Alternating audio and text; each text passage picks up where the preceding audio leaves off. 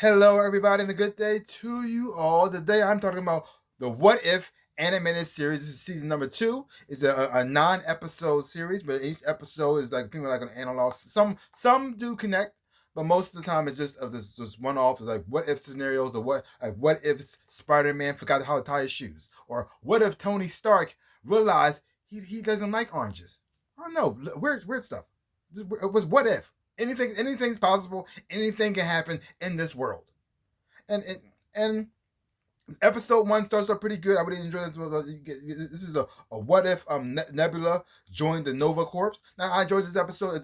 It was sort of like a crime noir type of episode that I really had fun watching as well. But the only thing is though is that I wish that Marvel kept the Nova Corps like they are in the comic books because they did it in the movie that way. So now it has to continue on here, and I don't know why Marvel likes to like nerf or weaken or change things from the comic books. I have no idea why, because Nova and the Nova Corps in the comic books is people almost like the Green Lanterns in a way, and they have powers too, powers and abilities given to them by the Nova Corps, where they can fly, they're super strong, they can shoot out very blast of energy as well too. They also are space cops, but they have powers and cosmic abilities as well. But they don't show that in the movie or in the TV show. So it's always something I wish they did do. But it is what it is. It is what it is. I mean, something I wish they had it, but it's not. I mean, even Korg is in here too, and that's not how Korg is in the comics either. He's more gruff and more serious of a character, but like I said, it is. I mean, I don't know why they change stuff or they do things because because Corey now. I mean, I don't mind the character as much on the show or in the movies, but sometimes the jokes can be a little bit too silly and it takes you out of the picture a little bit. But it didn't bother me here.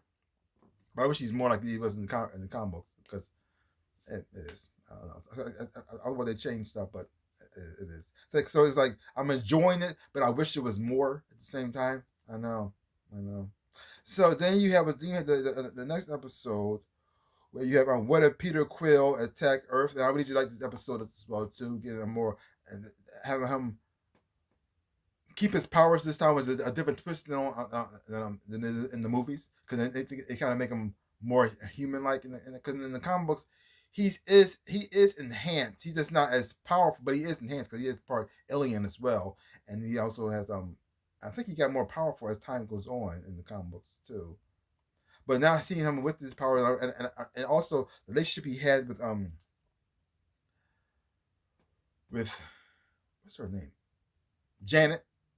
That's her name, Janet right now. No, what's the daughter's name? Is it Kate? I think it's Kate. Anyhow, I would like the chemistry between the two kids as well, to get to know this character and seeing the different point of view things as well. And I really did like this Avengers team that they put together. And sometimes a lot of times in these shows, you make you want to watch this live action. Like I would love to see a live action of this in a movie of this Avengers team. With the child's father, with Hank Pym and his prime as Ant-Man and other characters as well coming together to go after Ego. I would love to see that movie. This could be the starter point right here, and that could be the movie as well, especially with Peter Quill using his powers and abilities. Yeah, it'll be fun.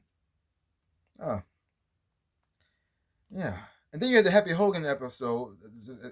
Came out afterward. Now, this one wasn't my favorite, but I did have fun watching it, even though it's just a diehard ripoff. But it was cute. It was fun. It was very comical as well too, and it made a lot of references to the movie that you were watching. It was people that played in Die Hard ripoff. It even did the fall at the end with him falling out of the building. I mean, he didn't die, but they still did that as well too, and a lot of little references to that. And also seeing Happy with the Hulk power as well, very interesting as well. Only thing I didn't like was his design, how he looked. I don't know why he looked so monstrous looking in the face because Hulk, even though he is like a green monster guy, he still looks human enough to the point that he doesn't look too weird. I mean, they made Hogan look really weird looking. I mean, even though the purple was a very interesting choice that they chose. Like, why did he turn purple? I don't understand that part. But anyway, I still have fun watching it. And there's sometimes in the movement, in the animation, the way his movement sometimes look kind of weird. It's like it had a very rubbery type of look to the movements. But other than that, the action scenes in here did look good. And it has the funny moments in here. I did enjoy the voice. I thought the voice acting was great in both episodes. From the first one and the second one, I did enjoy that as well too. As well, I had fun watching that. And the Iron Man episode that came after, I really enjoyed that as well too. Especially with the car racing scenes in here, I thought they did an amazing job with that. Very interesting than it was in the movie. Now the thing is though, even though I did enjoy it, it was kind of weird though because they established the car to be this battle royal world type of place where you had people fight one another. It was interesting to have them like go with the cold car wrestling thing. I thought it was very interesting. I thought it was interesting because they couldn't have Tony fight people. He would have lost unless he had the Iron Man suit on. They let him do that, but it was very interesting the choice they made here, and it watches Tony make his new suit as well. And it's also another character, the Grand Master that Jeff Goldblum plays is not comic book accurate either, which I don't understand why they don't do that because like in the comic books, the Grand Master is like this very cosmic, like godlike being with all these amazing, fantastical powers, and it takes the whole Avengers to try to stop him or not. They don't really stop him; they just trick him or just do something to get away. But having Jeff Goldblum play this character, and it seems like he had no powers at all, no abilities at all. Even though I do enjoy the voice acting from Jeff Goldblum, and I like him playing this character, it's fun to watch, but it's not comic book accurate. I wish it was more like I said. I don't want Marvel like to nerf a lot of their characters. I wish because the thing is though, the comics are right there. The comics are right there. All you gotta do is read the comic book, get a little information, do a Wikipedia search, and find out who the person is, and then make that. I don't understand what I want to do. I mean, they don't gotta do the comic book beat from beat. They can still create their own world, but it's still having the comic book characters be the comic book characters is something that's the whole point of making these adaptations in the first place, to bring the comic book characters to life and to see them be who they are. But they don't seem to do that. I don't know why. And the only characters that they don't nerf, haven't nerfed so far that I've seen, is Captain Marvel. She's the only character who they did not nerf, but at the same time they nerfed her in the second movie, because in the first movie she had the power already. Then she realized how much power she had, and she got even more powerful. And then in the Avengers movie, she was strong enough to go against Thanos. And then the third one, she needed the other girls to fight, which makes no sense at all. And then they give her powers again to start the sun. So I just what? But everybody else they nerf. Even certain characters like Black Widow, they nerfed her too because she's enhanced in the comic books. So is Nick Fury. Heck, Falcon is not enhanced physically, but he does have powers to speak to birds. I mean, why they nerf everybody? I don't know. This is weird choices they're making here. So I'm enjoying what I'm seeing, but certain characters aren't how they are from the comic books. It's kind of throw me off a little bit. Like I can't fully love it, but I can enjoy what I'm watching. But overall, I think the animation of the series, but I thought was quite. I did enjoy it a whole lot. Animation style, I enjoy. I actually like that as well too. Sometimes it's like it's kind of jarring how it looks a little bit, but I'm getting used to it. I'm getting used to it a whole lot more.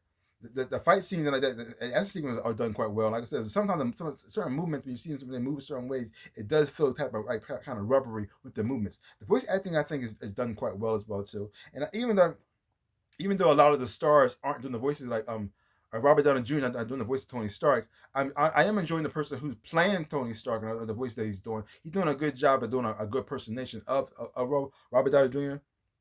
Doing Tony Stark, so it doesn't feel like it's too off-putting. I mean, you can tell that it's not him, but it's not so bad they take you out of the picture as well. I really do enjoy that as well, and also good to hear the actors doing the voices, so it feel like it's all in the part all the same world, all kind of same continuity, which makes it like fun to watch as well too. And another episode I really did like was like the what if Kahar reshaped the world. I enjoyed this episode a whole lot. Had a lot of fun watching it as well too. Watching, especially hearing everything in that Native American language, and also the Spaniards speaking in their language as well too. And everything was done in subtitle. I actually really did enjoy that, give more artistic type of feel to it as well. Now the only critique I have about it was that the fact that they had Kahar learn her powers and abilities so quickly and so fast, and then she became like more powerful than everybody. But that was kind of weird. But other than that, I did enjoy. I did enjoy. I mean, I understand they had to speed it up a lot faster because these are short episodes, but it was kind of quickly. Now, I don't think she's actually a person in the comics at all. I think they made her up for the show. which is very interesting.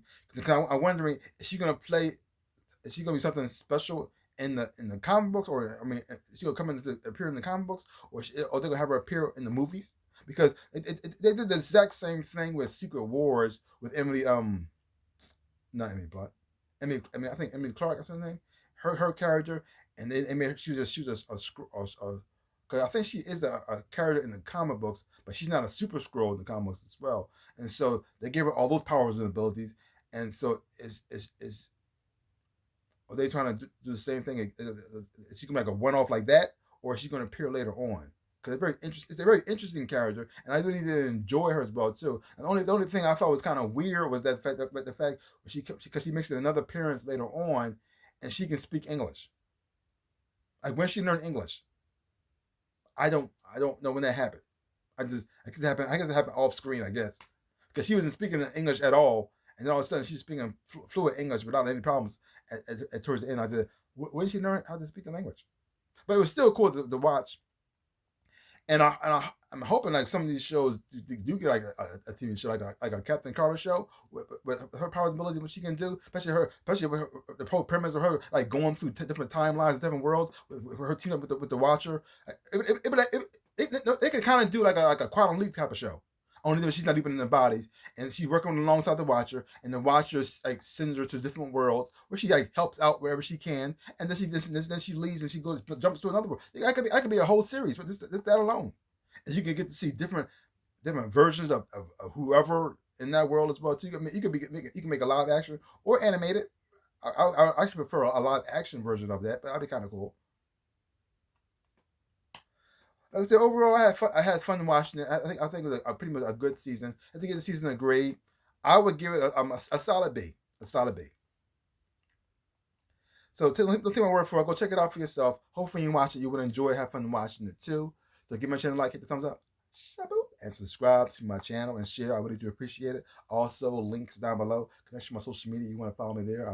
I would appreciate that as well too. And also to my stores, but also my shirts and socks, everything else and whatnot. This is one of my shirts right here. This is my Warrior Centaur shirt, the mascot of Harvard University. Many others as well. Seasons about stuff, I really would appreciate it. So like I always say, in my dreams of life, I am the Ninja Rabbit. Peace out, people.